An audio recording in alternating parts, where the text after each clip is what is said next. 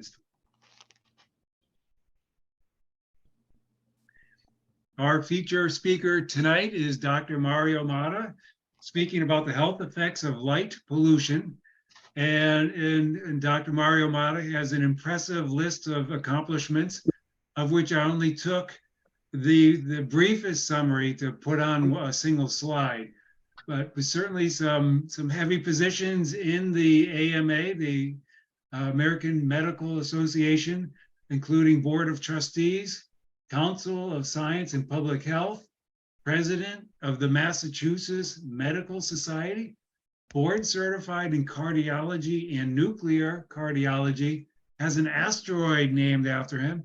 And if you look at the picture, the designer and constructor, including optics, of this very impressive 32-inch f6 telescope, and it takes unbelievable astrophotos. Every once in a while, I catch an email with some very nice ones, among the best. I will turn it over to you. I'm going to stop share my screen and let you share yours and take over from there. All right, let's see how that works.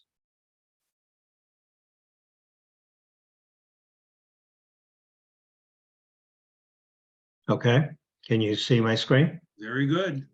All right, good. All right, so thank you for the invite. Happy to share knowledge about the effects of light pollution. It's I wish more people would take notice. I was given a talk to Greenwich, Connecticut on Wednesday night on a similar topic. And during my presentation, it was announced right after the Connecticut Senate approved a bill saying all tall buildings in Connecticut have to dim their lights after 11 p.m. So some states are leading the fray, some are lagging behind. But we need lots of activism from every one of you, and hopefully you'll be active in New England, at least, in New Hampshire, at least, in helping control light pollution.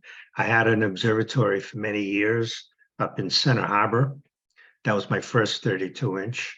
Arnie Hendon, who's a former director of the AVSO, bought my place and telescope, and he's happily using it now. So I have fond memories of that's much darker sky than where I am, but although this is a much more advanced telescope. So what I thought I'd do is give you a reason why the AMA has a position and policy on lighting, and why it's bad for human health when used improperly. I was also representing the AMA at a UN committee for 2 years, and I'll give you some brief slides as to their recommendations after 2 years of work. So you already introduced me. I'll skip this slide. That's the back of my house. And this is, I don't know if you know Babak Trafeshi. He's an excellent wide field, lighted sky at night. Twain is his term for it. And he took this photo. I like it, so I use it a lot. But that's I will fully admit, being able to see the sky is the original reason I was involved in light pollution efforts from as far back as the 1980s, because I want to preserve my sky. Very selfish motive. And you guys in New Hampshire have pretty dark sky compared to the rest of New England. So I'd like you to be active and preserve that for everyone else. But around 1989, an epidemiologist from the University of Connecticut by the name of Richard Stevens, who unfortunately died 2 years ago of ALS, started writing papers connecting the higher rate of breast cancer in women compared in places that are light polluted compared to non-light polluted areas.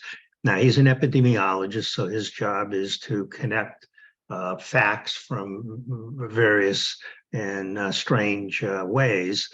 And he noted back, even as far back as then, that China which was heavily polluted in everything else you can think of, but had very few lights, had low rates of breast cancer. Yet Chinese women, when they immigrated to the US within a few years, became the same rate of breast cancer as American women. So he said it can't be the air pollution and the water pollution and everything else they have in China, which is pretty bad, because that's much worse than the US. So why would they get the breast cancer by coming to the USA? And the only thing he could find a difference of was the nighttime light pollution. And he knew, being a researcher, that light suppresses melatonin. And he put two and two together. And a lot of my talk is dedicated to what he postulated way back then. And we worked together quite a bit over the years. But since it's been proven by numerous studies. So yes, this is my telescope. It's a 32-inch f6, and I enjoy it quite a bit. Every part of this is handmade, including the optics. Took 4.5 years to build. Here's one of my images. This is, I'm sure you'll recognize NGC 891. This is from last November. So here's Richard Stevens. And so a lot of my medical interest in light pollution was based on his early work. So how does light pollution affect human health? First of all, most obviously, it affects circadian rhythm.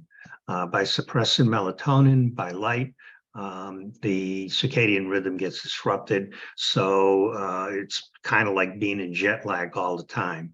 You're tired, you're cranky, you can get depression, you don't think as well. Melatonin suppression inhibits the immune system. So it's not that light photons cause cancer. That's not how it works. The way it works is melatonin, while you sleep, rises to high levels, and during the daytime is negligible in your bloodstream. And that's because light suppresses the pineal gland, allows you to get sleepy, and then during your sleep, melatonin is an adjuvant to the immune system. It stimulates the T helper cells and the killer cells. So what happens is every one of us makes 10 to 12 cancer cells every single day. We make millions and millions of cells. And that's why we're still alive. Your skin changes every 30 days. Your bloodstream is completely new every 60 days. The only cells that don't go away is, quite frankly, your neurologic system. That's pretty much with you the rest of your life, which is why, unfortunately, you can't recover from strokes very well, because they don't replicate. But so it's, every once in a while, one of these replications doesn't work well. It's a defective cell. Most of the defective cells die on their own because they don't have the right mechanism to stay alive. But, and here's the big but, once in a great while, one of these cells is cancerous. It basically will divide endlessly because the mechanism to keep it in check is defective. Fortunately, we have an immune system that recognizes those type of cells and kills them off. That's why we all, despite the fact we all form 10 to 12 cancer cells every single day, we don't all die of cancer in our youth.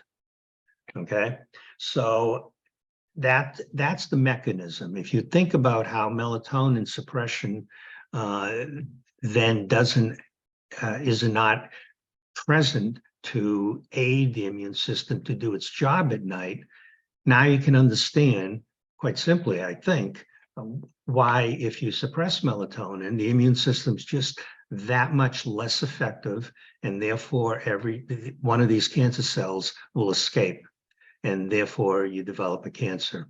That's why cancers tend to occur in older people and not younger people. Our immune system declines when we hit in our 70s and 80s. So that's the mechanism. Again, it's not light, but it's suppression by light of the melatonin.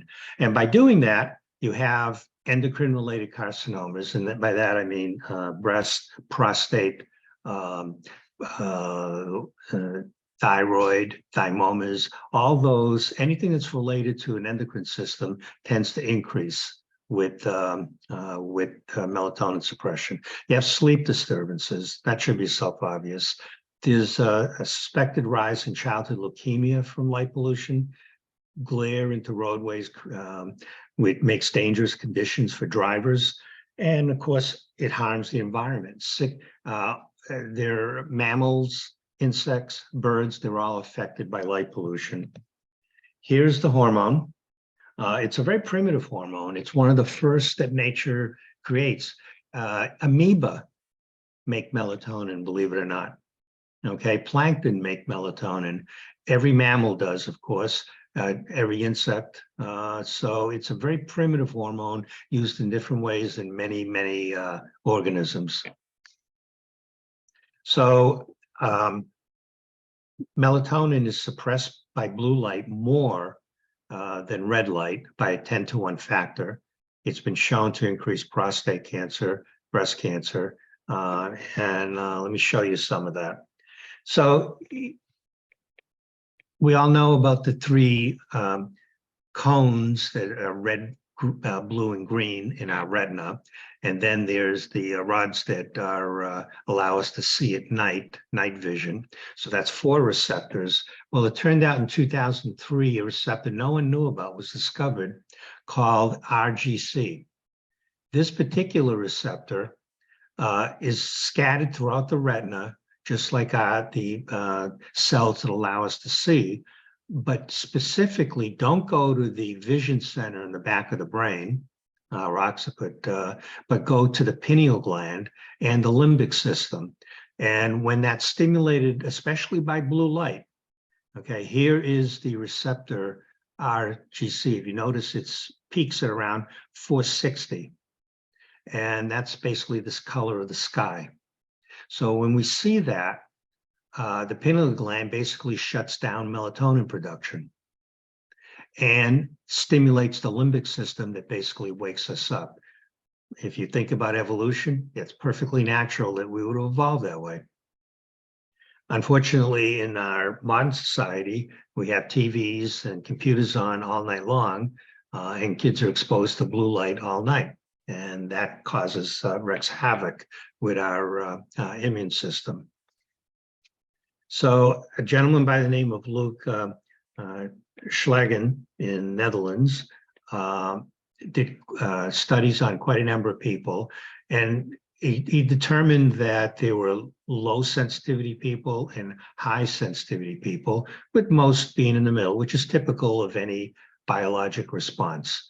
Some of us are more sensitive to one thing and another, and the same thing with light sensitivity. But all of us are affected. So here's the problem. There's no such thing as a white LED. If one of you guys can invent one, you'll be an instant billionaire, I guarantee it. But it's not been invented yet because LEDs are monochromatic. So how do you get a useful light out of a monochromatic LED? You take a blue LED and you cover it with phosphors, kind of like the old fluorescent lights. And depending on the phosphors you use, you absorb that blue emission and re-radiate it in warmer colors. And that's what white LEDs are. It depends on the coatings and how they're distributed. The problem is, and the lighting manufacturers really don't want you to know this, a significant fraction of the blue penetrates through that phosphor coating. So you have, for years, been using high pressure sodium, which got replaced by LEDs because they're much more efficient, which is fine. We should be using more efficient lighting. That way you cut down on fossil fuel use. But the problem is the initial ones, the 5000K LEDs, had way too much blue. And the newer ones were gradually developed And nowadays, the most common one that can be used is 2,700. Unfortunately, many of the bad ones were manufactured and still around, and the lighting companies love to push them on unsuspecting town managers who basically don't know any better. So most of the major cities in the country now will not accept these. So they go to places like small towns in Vermont and New Hampshire and convince town management, we'll give you these lights cheap. Why don't you put them up? And they say, sure.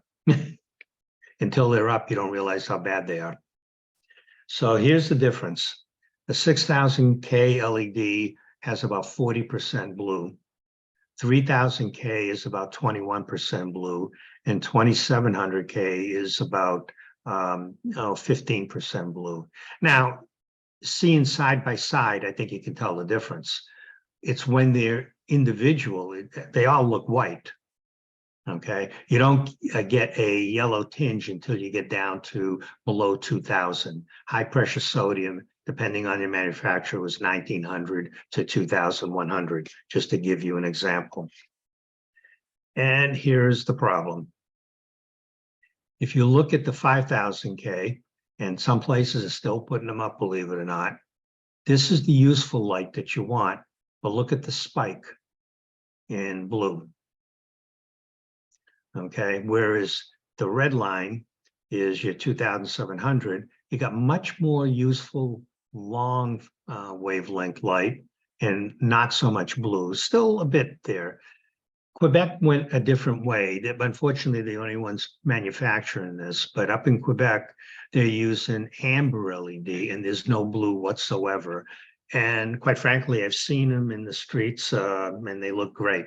I wish US manufacturers would take those up, but they're not available pretty much in the US. So the best we can do is 2,200 to 2,700 LED right now. In Gloucester, Mass, where I live, they had high pressure sodium 60 watt, very typical for side streets. And what thing you have to know if you're going to advise your town is a 4-to-1 ratio between the lumen output between high pressure sodium wattage and LED wattage. So if you have a 60 watt high pressure sodium, you should be replacing it with a 15 watt LED to get the same number of lumens. They didn't make anything lower than 19, but I convinced our town to use the 19 at least. It's still brighter than the original, but it's not as bad as what some towns do, which is this. Okay, you know, it's amazing to me how no matter how many times you say it, you get more lumens out of an LED. Lighting company says, okay, well, we have 60 watt LEDs that'll replace 60 watt high pressure sodium, and the typical town council that knows any better say, okay, so you don't save any money in electricity costs, and you get now 4 to 5 times more light than you started with, and people hate them when they see them. This is my image of M81. So let's talk about the human eye and why glare is so dangerous for drivers. Okay, you have a pupil, and the purpose of the pupil and iris is to constrict in bright light so you don't damage your retina. Okay, that's obvious. We all know that. If you're driving at night and you're looking at street lights that are unshielded and too bright, your pupil's constantly clamping down to protect you. But when it does that, it takes a few seconds to dilate even part way. And because of that, every time you pass a bright light, the street looks very dark. And then the natural response is, well, it's too dark here, we've got to add more lights. That's why so many places are overlit. No, the proper response is get some real engineers who know how to design things properly, shield the lights, don't overlight, and now your pupil doesn't constrict as much, and voila, you can see the streets quite fine. Okay, so that's the problem. And here's another problem. The human eye has a design flaw that God created, and we have to live with. I'm sure how many of you noticed that in your 40s, you don't see as well and you have to start using reading glasses, and some of you may start developing a glare problem and eventually a cataract. The reason is there are no blood cells in the lens. Okay, that's important. Otherwise, we'd have a problem with our vision. The lens gets all its nutrients through the aqueous humor that surrounds it. It just diffuses in. So you get oxygen and sugar, which is all the cells in the lens need to live. Problem is it grows like an onion. So every year, another thin layer of cells grow on the outside. Eventually, in your mid-40s, the center is too far away and doesn't get enough nutrients. Because of that, the cells in the center start to die. When they die, they calcify. That's most human cells, when they die, pick up calcium and basically turn into mini bone.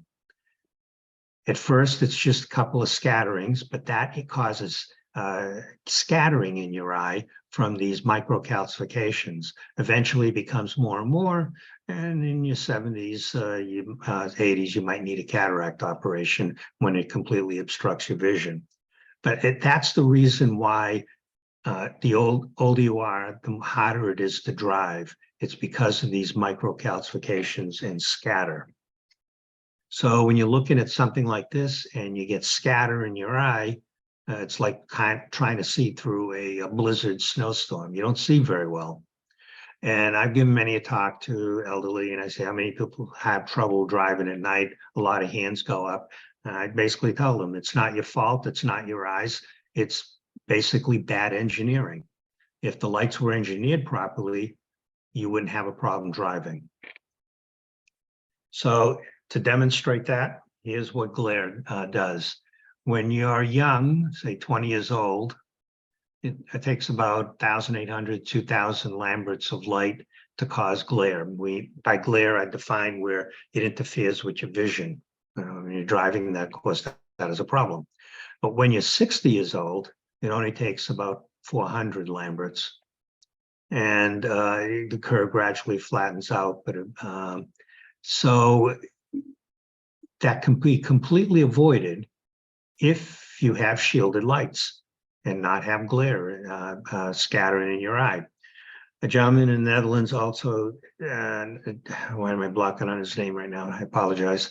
Anyways, he took a whole bunch of human cadaver eyes and did experiments on them and shined different wavelengths of light through and measured the scatter. And, you know, you're all amateur astronomers, so you know that light scatters and blue light scatters more. That's why the sun turns red as it's setting, because the red penetrates and the blue scatters, which is why we have a blue sky. Well, the same thing, the same physics holds for the human eye.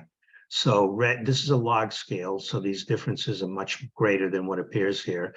But blue scatters about 10 times more than red. And because of that scatter, any light that has a lot of blue is going to create a veiling effect and disability glare more than a warmer wavelength.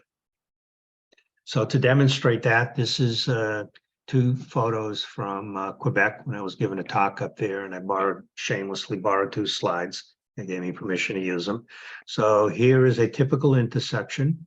You got an unshielded light shining in your eye, driving along. You can't see down the road. Your pupil's constricted. This person here was only stepped forward 5 feet.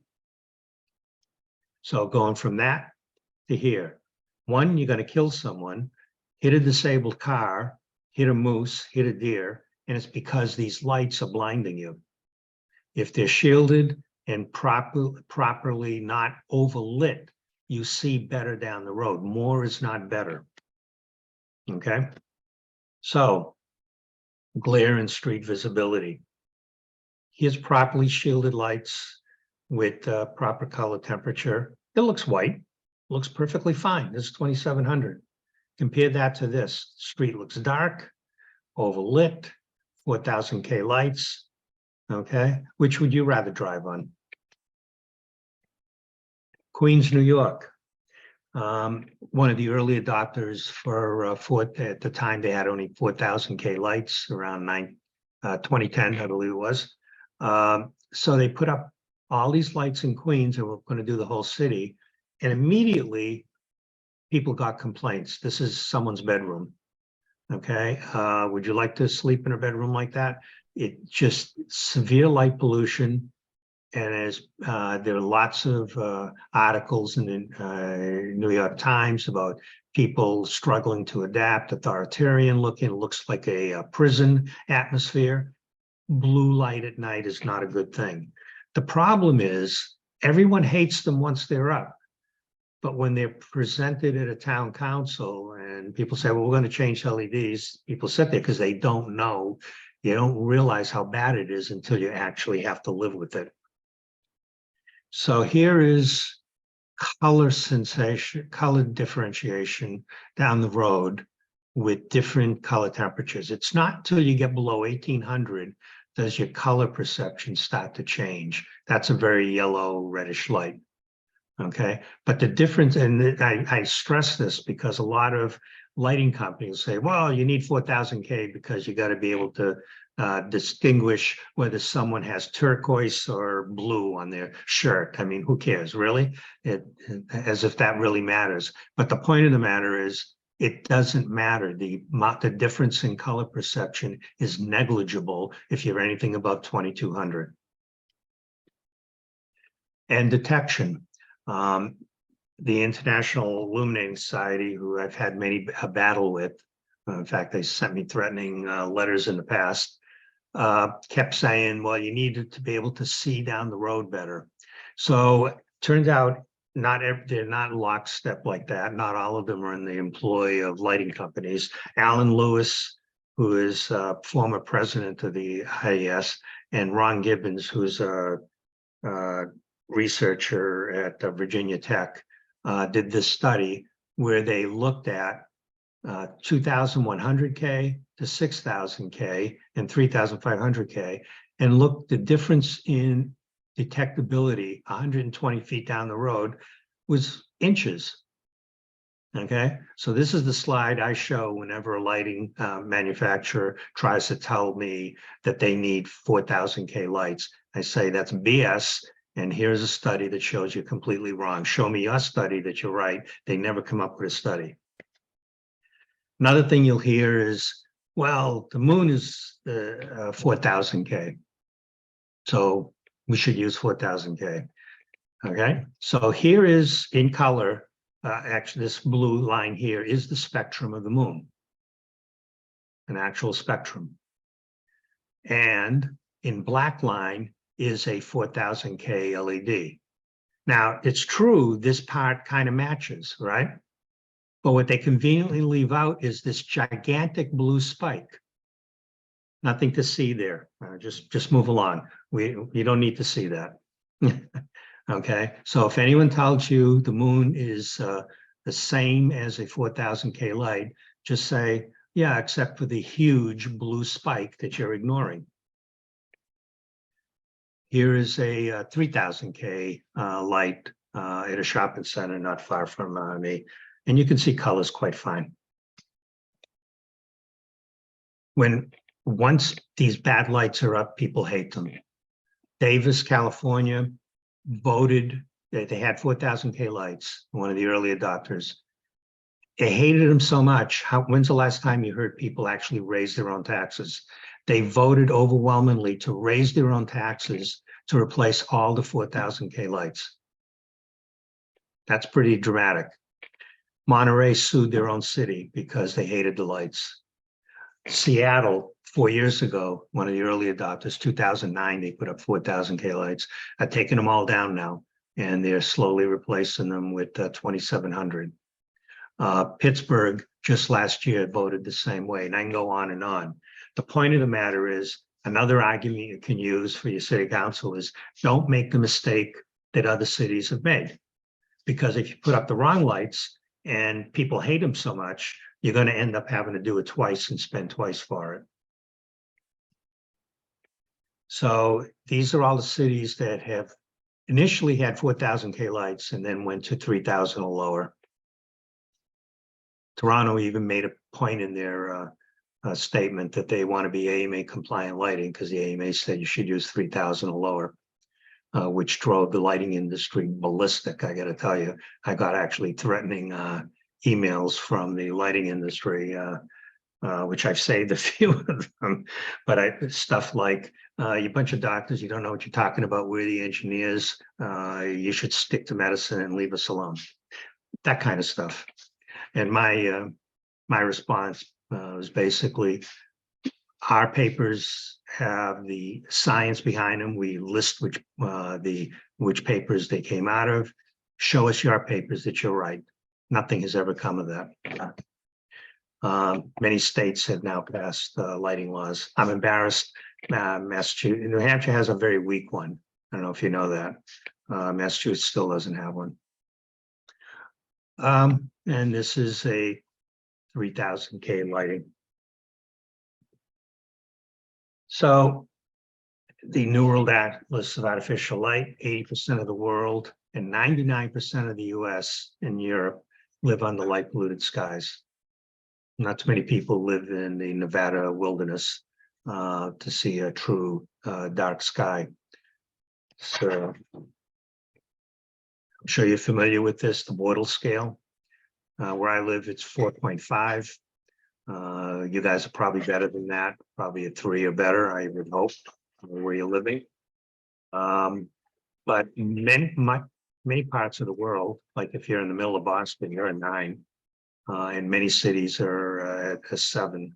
And so most of the people don't understand even what a sky is, what it should look like. And here is the number of stars that are diminished. So if you're at visual magnitude of 6, which I know many parts of New Hampshire are, you can see 3,600 stars at one time and 6,000 over the course of a year. Once you get down to Bortle 7 or 8, you're just down to, this is what most people living in the world see, 39 to 38 stars in the sky at one time. How depressing. So this is what the world mostly sees, and that's even with exposure. This is what we should be seeing. The UN is trying to set up dark sky oasis sites around the world, similar to what the IDA has done in the US. Looking at Excuse me? dark sky oasis place. Yeah, that's from the UN. It's the same thing as the IDA dark sky sites. Here's my image of the Trifid Nebula. So let's move on specifically to the human effects. So Richard Stevens made a theory that light at night alters the hormones, specifically melatonin mostly, and that increases the risk in industrialized societies. So his predictions way back then were shift workers would be at higher risk. 2009, the UN declared shift workers, shift working, meaning constantly disrupting your melatonin, as a carcinogen level 2. That's the same level as smoking, by the way, just to put it in perspective. Blind women would be at lower risk. Believe it or not, someone did this study. It's hard to believe, but followed twins, twin women, 2 twin girls that are sisters, one of which is blind, and they collected 340 of them around the world, which I'm still amazed that they were able to do that, and followed them for like 30 something years. And it's sure enough, the one that was blind had very few of them developed, only 1 breast cancer in them. There are BRCA genes that cause cancer, whereas the ones that could see had a 16 or 17% rise in breast cancer. Another thing he predicted was lighted bedrooms at night increased risk. That's true. Multiple studies, and having better sleep diminishes your risk, and that's true. So here is the IRC from the World Health Association model for proof of causation, cancer in humans. So probably carcinogenic to humans. That's where lighting falls in, same as smoking. So, and that's because it takes many years to develop the problem. The only way to get a group 1 is if you're something like radiation poisoning and you die within 6 months. it's pretty clear cut, and it happens quickly when you're a group 1. 2B is possibly and not so it is a real thing, and the World Health Association recognizes it. So faced with all this, 2009 was able to get this resolution through the AMA, and that we should control glare. And this one everyone agreed with, so there was no problem. That is, lighting should be set up that disrupts your eye, especially if you're driving at night. You should have shielded lights, and you should direct the light properly. IDA adopts that. Most lighting companies accept that, even though they don't make fixtures that follow it all the time. So that's kind of a no-brainer. 2012, I was able to get a much larger report. You can download this, by the way, from my website. And this one is, I think it was 39 pages with 126 peer-reviewed references. To get anything through Council on Science, basically every word has to be peer-reviewed and proven by someone's research. So I'm pretty confident that every word you'll read in this is accurate. And since then, even more studies have proven everything here. So basically, it just says that you should reduce glare, and you should excessive light at night can disrupt sleep and can cause cancers. These are the people who helped me write it from different places, Tulane, Thomas Jefferson, Harvard. What was interesting is the lighting industry kind of just ignored it, although some companies picked up on it. Within 6 months of publishing this is my iPhone. Apple, you don't see it because of the, anyways, Apple within 6 months initiated a setting that causes the phone to immediately cut out the blue. I don't know how many people have noticed that on their phones. That was because of Apple responding to this paper. Okay, so I take some pride in that. And other companies have done the same. Of course, most people watch TV at night, and TV gives off quite a bit of blue. We got, I'm probably the first cardiologist to have a paper in Journal of Cancer, but we published the paper in 2013 that describes all of this. So around 2016, the lighting companies sensed a huge profit coming. Lots of people at that time, lots of cities wanted to cut their electric bill. So everyone was kind of primed to basically get rid of high pressure sodium and incandescents and switch to LED. And that's a good thing, because we're wasting too much electricity for all the reasons I won't go into. But back then it was all fossil fuels. Fortunately, we're starting to cut down a bit on that, but not fast enough. So because of that, we did this report. And this one was a 20-something page paper with about 36 peer-reviewed papers cited. And basically we support proper conversion to LED lighting for the reuse of fossil fuels, minimize and control in blue-rich environment by using lowest emission of blue light possible. But here's where the excrement hit the fan. We encouraged 3000 K or lower lighting for outdoor installations. At the time, 3000 K was the best lighting we could find. But we knew, and I knew, and everyone else knew, that over the years, improvements will be made, and sure enough, they have been. That's why we included or lower. Okay, unfortunately, people just see the 3000 K and forget the 2 words following that. But what happened was, this came out in 2016, and the AMA headquarters are in Chicago. Chicago was about to sign a contract with Siemens to replace all 275,000 lights with LEDs. Okay, and they had a contract drawn up, and this came out. Siemens was going to put up 4000 K lights throughout Chicago. This came out, the city council, someone showed it to the city council. They said, we'll do our own research. And they did. 3 months later, they ripped up the Siemens contract, which they never signed, and said, we want 3,000 K lights. Siemens didn't have 3,000 K lights. What Siemens did is they went to China and literally sent a shipload, a whole ship full of 4,000 K lights to the US, thinking that they're going to sell this to every city in the country and make gazillion profits. So here is their first test case they're about to sign for Chicago.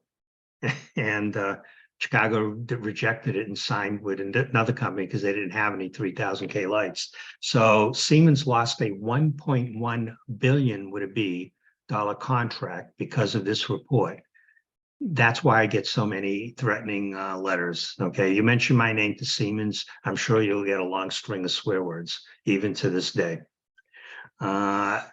And what they're doing, they're pushing these 4,000 K lights to smaller towns that don't know better, or now they're shipping them over to Africa because they'll take them for free.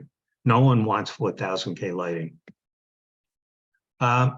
Unless you think this is an aberration, in 2017, the Nobel Prize in Medicine went to Hall, Rosbach, and Young, specifically for everything I just told you. And because they discovered the molecular basis of how that occurs. And here it is, it's from their paper. Okay, I'm not going to go through this. It's not a medical talk, but I just want you to know it is well documented. Every enzyme and pathway is well documented.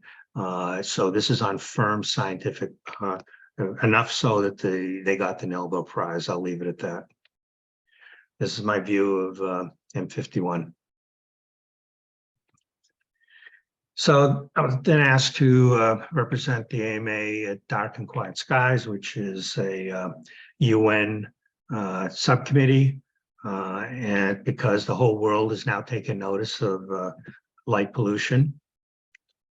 And they came up, there was 5 reasons why this was set up. 1, to protect astronomical observatories. That's why the professional astronomers finally got involved. It always amazes me that they're not, very few professional astronomers, and I rail at them all the time, aren't involved in light pollution efforts. But now that it's starting to affect their observatories, they're taking notice.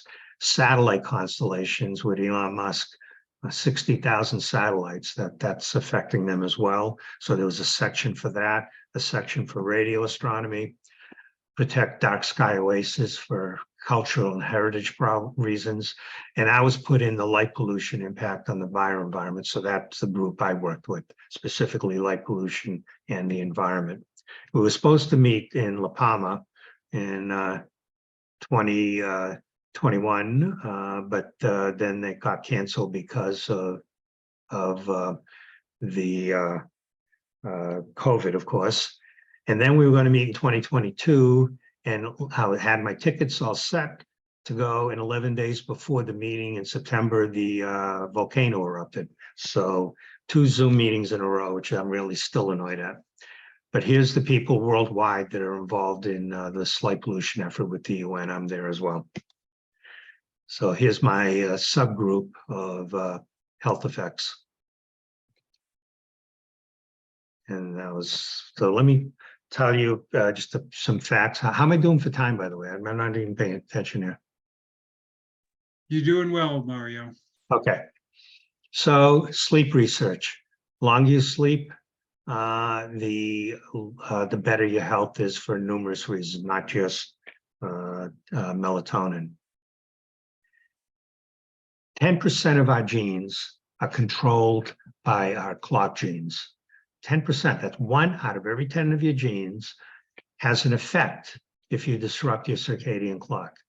Think about that, okay? If you had every 10th cylinder in your car misfire, you'd have a problem with your car, you'd turn it in. Well, this is what we're doing to our bodies. Think about that. So,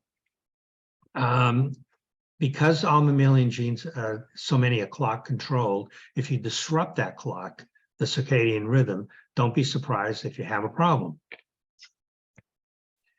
So circadian disruption will affect sleep and cognition. Just think about if you're jet lagged, you know, think very well the next day. Or if you stayed up all night observing, next day you're probably not the sharpest you can be, right? There's incredibly strong evidence now of cancer. Now, 40% of breast cancers are from the BRCA gene. That's a whole nother lecture, and that's genetic. But out of the 60% that are left are from other reasons that are not genetic. And because 15% increase in breast cancer from lighting, that's basically 30% of the rest. So it is a significant impact. Obesity increases by altering leptin gene hormone as well, and that's been proven. Diabetes increases probably because of obesities, but it affects glucose metabolism. And mood disorders, depression, bipolar, schizophrenia are all worse if you don't get good night's sleep and you're exposed to light pollution. So there are numerous effects. So I think I already kind of talked about that. Let me skip this slide.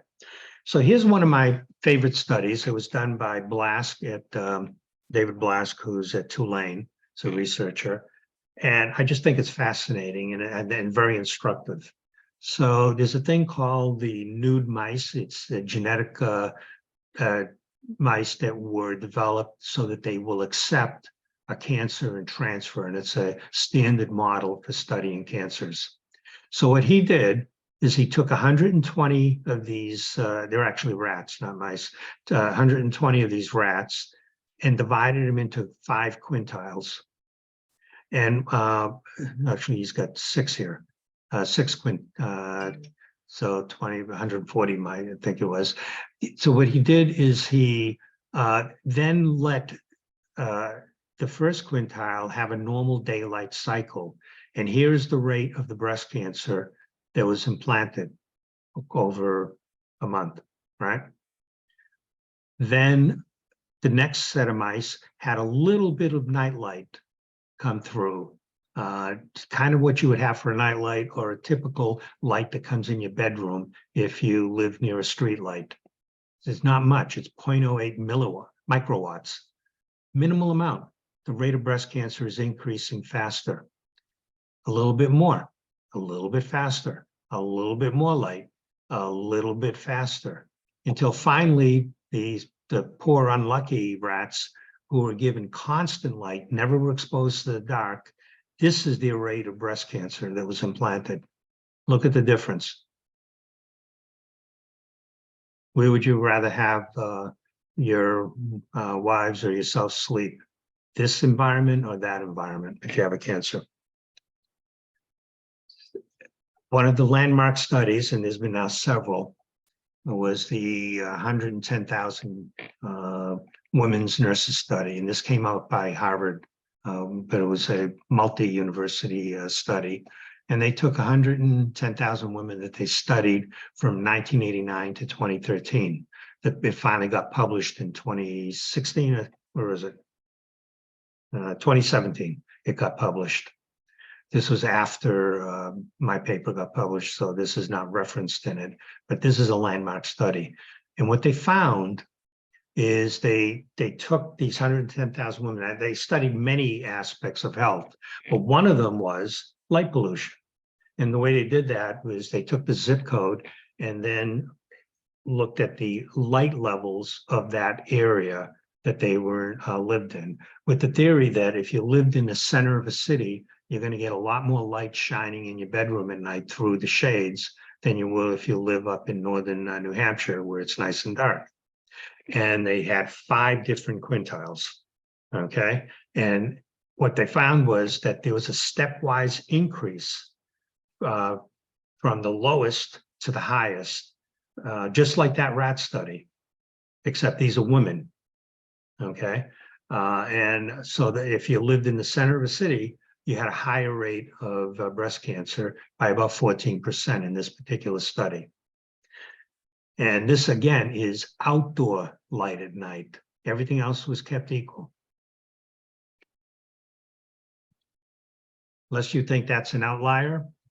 Since then, 1, 2, 3, 4, 5, 6, 7, 8, 9 studies I cite here. There's actually up to 20 now. 20 separate studies that replicated that from all around the world. Okay, so here's one from Israel, two from Israel. This one's from Connecticut, a separate study, South Korea. There's only one negative study here, and that was from Montreal. Anyone want to hazard a guess why that one was negative? They went back and looked and asked the people why, how their sleep habits were. Think about living in Montreal in the summertime where it doesn't get dark. Everyone in Montreal and further north has blackout shades, black shades that cut out the sunlight at night so you can sleep during the midsummer nights. Otherwise, you'd never get any sleep. So consequently, they don't get light pollution from their street lights because they're already trying to block out the sunlight. Actually, that's a very good negative study. Here's a planetary nebula in Aquarius. Whoops, wrong way. All right, so everything I told you about human health. Oh, by the way, the same thing happens with prostate cancer. That was another study 2 years ago from Harvard as well. And there's been multiple studies that show men have a higher rate of prostate cancer in light polluted areas. So, but it also affects the environment. Trees, soybeans are all impacted, insects, pollination, birds. 1 billion birds a year die because of lighting, and that's unfortunately well known. Fish are affected.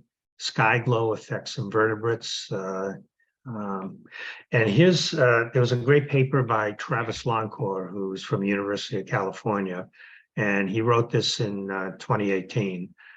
This is how he ends his paper. It's an excellent paper. But if a lighting environmental impact on a particular species has not yet been documented, it's probably because it has not yet been studied. In every single case where a study has been performed, an effect has been determined. Quote from Travis Loncourt, is one of the world's best researchers on environmental effects. So basically what he's saying is, if you haven't seen a paper about a particular species being affected, it's because it hasn't been studied yet, because every time he studies one, there's an effect.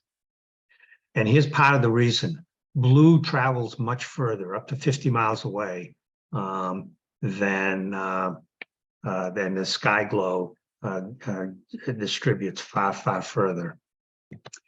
So blue light at night is bad for wildlife. In Florida, I don't know if people remember 30 years ago, they were all concerned that the turtles were dying off. And they all thought it was pollution in the air or water. Well, it turns out someone from University of South Florida finally figured it out. It's the lights. Turtles hatch. They hatch generally at full moon. They go to where there's light shimmering on the water. You have all these people who buy homes on the beach and shine lights on the sand all night in case someone steals a grain of their sand. And because of that, when the turtles hatch, they go to the street and they never make it to the water and they all die. So Florida now has a law, you can't shine lights at night after 11 o'clock on the beach. And suddenly the turtle population's coming back. Fireflies, if you live anywhere near lighting, you'd have no more fireflies left. They're all dead. The male and female fireflies can't see each other, you get no baby fireflies. Pollinators are suffering badly. Bird deaths are rampant. If you, anyone know about that, Las Vegas, the pyramid, the one with the light shining up into the sky? You know which one I'm talking about? It's one of those casinos. It's called the Egyptian pyramid, get the exact name. But it has a huge light that can be seen all the way up to outer space. And the birds at night just fly circles around and then drop dead. One thing that they don't tell you at that casino, they actually have a crew whose job is to get there around 6 a.m. and sweep up all the dead birds on the sidewalk every single day because of the stupid damn light. So we already talked about turtles, but they go to where the lights are. That's where they were genetically programmed. If you put up a light in the field, those flowers are not going to get pollinated. That affects food supply. pretty much every type of animal at night will be affected. Fishes, bats, birds, insects, amphibia. Is one of my favorite. So this is right along the Oregon-California border. There's this bridge. Forget what's the name of the town. And some bright person thought it would be, what a nice idea to put up lights under the bridge so it can be seen miles away. Okay, because it's aesthetically pleasing to them. So they put up all these lights. This is a salmon fish run underneath. Within 2 years, the salmon population plummeted. 15,000 in 2005. By 2011, they were essentially extinct. They finally figured out, a researcher from Oregon University State figured out that the salmon will not cross the light beam. So if there's light shining in the water, they stop right here and eventually just die and never spawn. So they finally shut this off for 2 months during the salmon spawning season, and the salmon now are returning and they're back to near normal numbers. Unfortunately, they only shut it off for 2 months instead of just getting rid of the damn lights. But at least it saved the salmon because they recognize that the salmon won't spawn because of the lights. And I already talked about how some of these birds just collected from cities. So there's a program now called FLAP where tall buildings in cities like Chicago and New York will shut off their lights during the bird migration season, and that's saving the birds. That's important. Here's what happens to mayflies on the Susquehanna River on a bridge. They just go to the light and they're not food for the fish, and they just collect there and die and never spawn, and the population is decimated, all because of a light on a bridge. Same thing under a canopy. Vegetation, insect, pollinators, they're all affected. You name an animal, it's going to be affected. Insects, the pheromone quality and quantity in moths diminishes, so the moths don't reproduce. Plants, early bud burst because the lights think it's later in the spring than it really is, and then they die. Fishes are affected. Trees are affected. If you light up a tree, I don't know why people do this at night, the tree's lifespan will decrease by a minimum of 1/3 to 1/2. They die faster because they're always stressed. And here's something, I mean, you just wouldn't think of this, just like the fish. You wouldn't think that it would be affected. But you probably heard about the red tide that's affecting Florida right now. And it gets more and more every year. So yes, it's because of the nutrient runoff from the sugar production inland coming down the rivers. That's what the algae are feeding on. But there's another effect. Turns out what eats algae? It's zooplankton, and they're tiny animals that live deep in the ocean, deep down, and they never come up except at night to eat. But they're deathly afraid of light. Okay, so consequently, all along the coast, and this goes out for quite a bit, if you have lights from all these tall high rises and street lights lighting up the water, the plankton just don't come up and eat, and they go somewhere else. And consequently, nothing eats the algae, and now you have algae blooms. You wouldn't have thought about that. At least I wouldn't have thought about that until it was documented. So animals you least expect are affected. So you have habitat, reproduction, immune response, ecological function. This is important. Roland is another, this is a European consortium that we just published a paper on, and I was involved with that as well. So the Europeans are way ahead of us. They're making this a major effort to control light pollution, and this is one of their programs.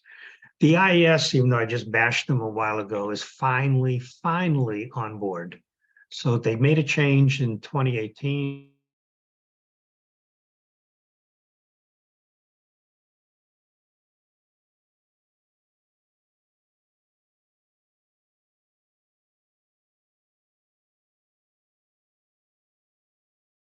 We might have lost Mario for a little bit.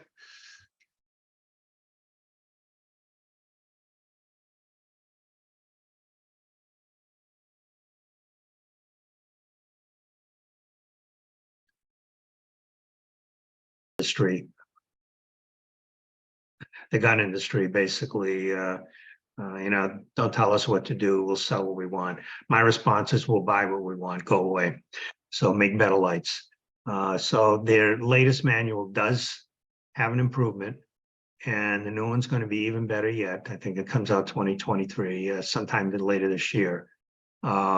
Here's the problem, though. There are very few true lighting engineers in the country. Only 5 universities give a lighting degree.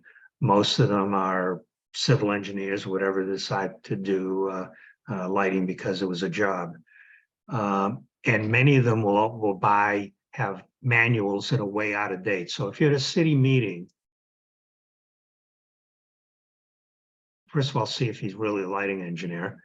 But if you don't want to insult him that way, just ask which year's manual are you using? I've done this many a time because I've testified in a number of places. I got one from 2002. Okay, well, you're now 20 years out of date. The new one completely negates everything you just said. And I'll embarrass him that way. It says, why don't you buy the latest manual and catch up with the times? So you got to make sure. This is the tricks on how you can win in an argument. Ask them which manual they're using and what the qualifications are. You'll be shocked. Here's my view of Saturn. Here's 4565. I like hedge-ons. So I'll stop there.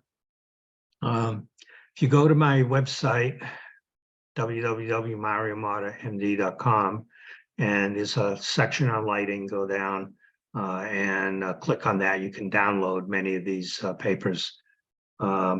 This one here is for the UN report, which is 290 pages, by the way. But that's also you can download from my site. So I'm happy to answer any questions. Mario, that was an excellent and enlightening, to put a kind of a play on words, talk that you had. I learned a lot tonight, and I thought I knew quite a bit going in, but I certainly learned a lot more. I'll start off with a question. The average homeowner wants to light up their whole driveway or their whole yard. They go to the big box store. They see what's called green lighting, ecological lighting, LED lighting. They put it up, they shine it down their driveway, and it's these painful, bluish colored, bright spot LED glaring. Yeah, wall packs.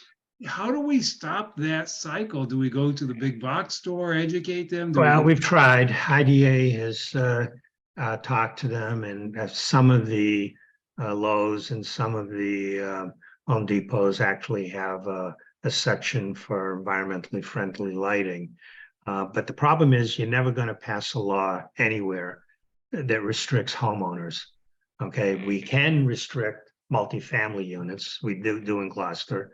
You can restrict businesses, and you can certainly restrict streetlights, because tax-supported lighting shouldn't damage you. That's my attitude, and most people agree with that. And that's an argument you can win, but you're never going to win an argument that's going to limit a private homeowner. It's not even worth trying. It'll never pass any city council or any state society. So there you just got to use logic and persuasion.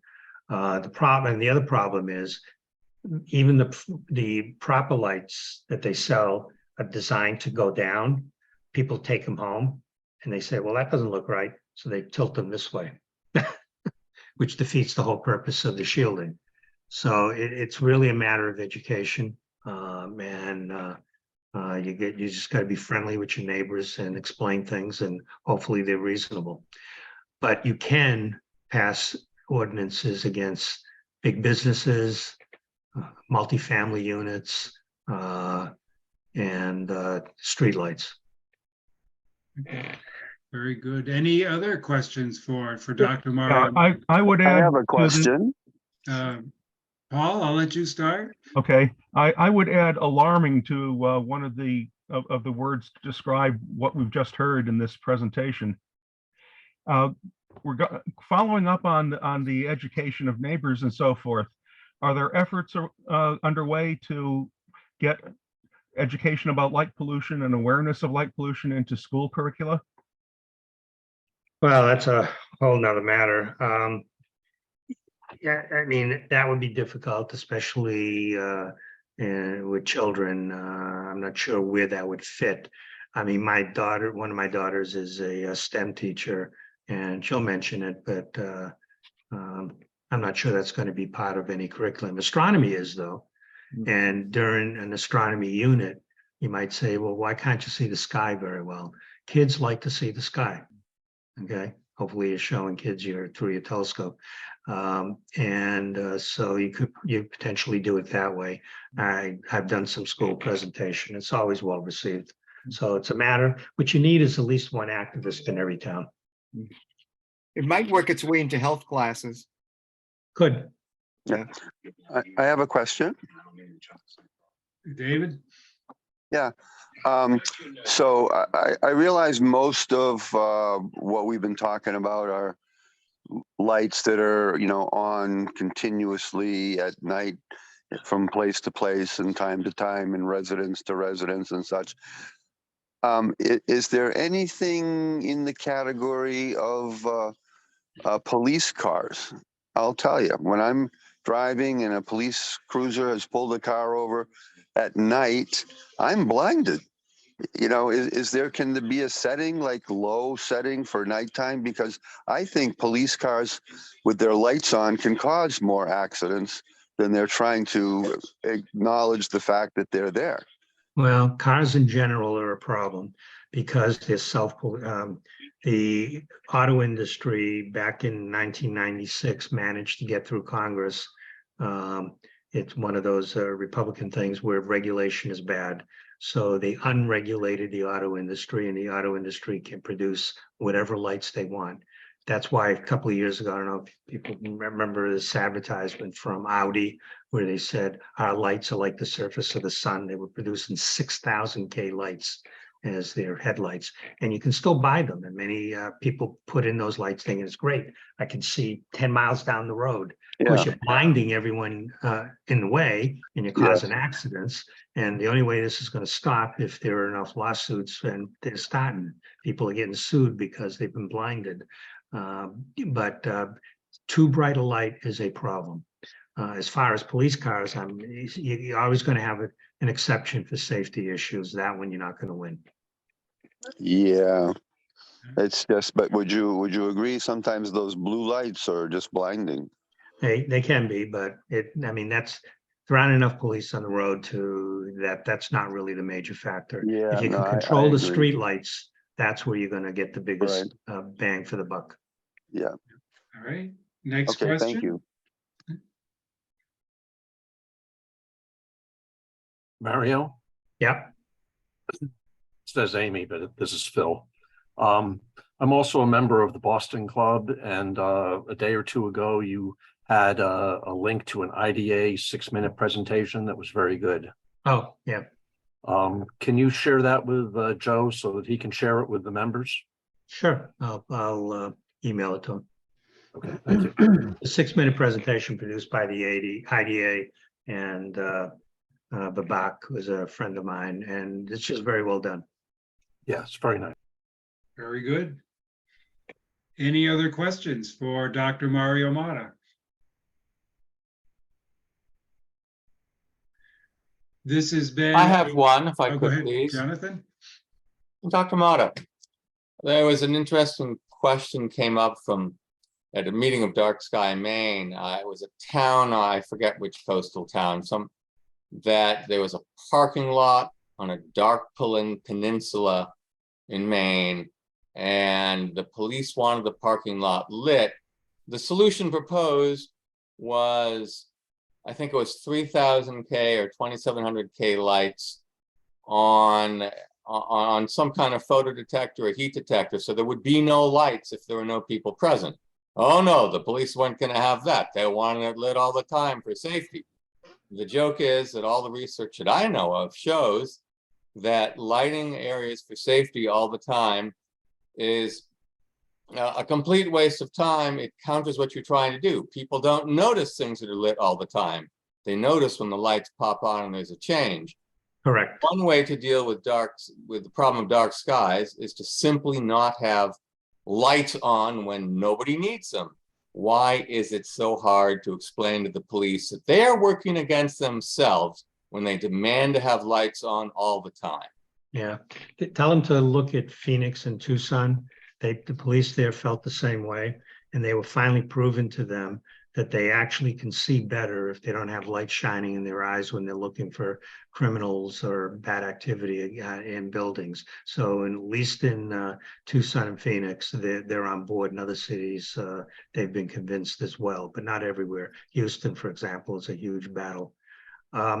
So it's interesting that you bring that up, because remember I mentioned Roland, which is the responsible outdoor lighting at night, which is a European consortium. It involves 16 European countries. They're going that route. Their street lights are, for most of those, except for the Netherlands, they have one of the worst lighting in the whole universe. You ever see them, you can see them from space. But most of the European countries are now on board and are going to go to activated lights for street lights.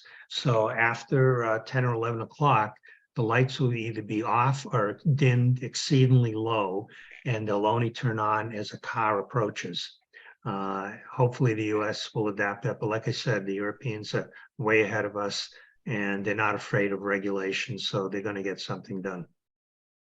Wouldn't that just save a lot of money, just having the lights off most of the Yeah, time? part of the problem is lighting LED lights so cheap that people don't think of the cost anymore compared to the old incandescents. But because of that, you get 10 times as many light fixtures being put up. So we're not saving any money.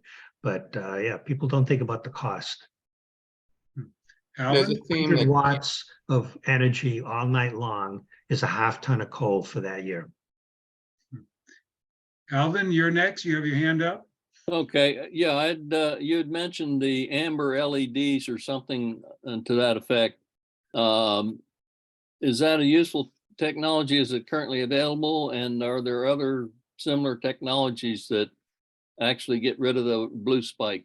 I wish it would spread. There's one company in amber LEDs are easy to make. It's just no one's thinking about it. Keep bringing it up. The IDA brings it up. I bring it up.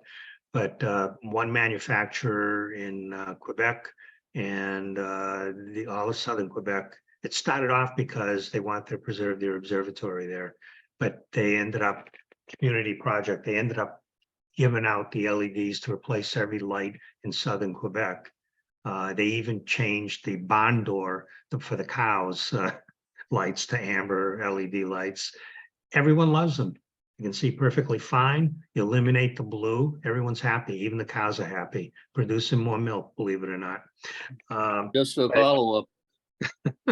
But unfortunately in the US, that's not happening. In Hawaii, on the Big Island, they went a different route because they couldn't get those. They put yellow filters on all the lights. So, but that, of course, that means you're less efficient. You're wasting about a third of the light, which is the blue you're filtering out. The better answer is either use a very low LED, such as 2,200 to 2,400, which is perfectly fine. Again, high pressure sodium, which we were used to for years, is basically 2,000. Or if we could get people interested in amber LED, that one is the perfect solution.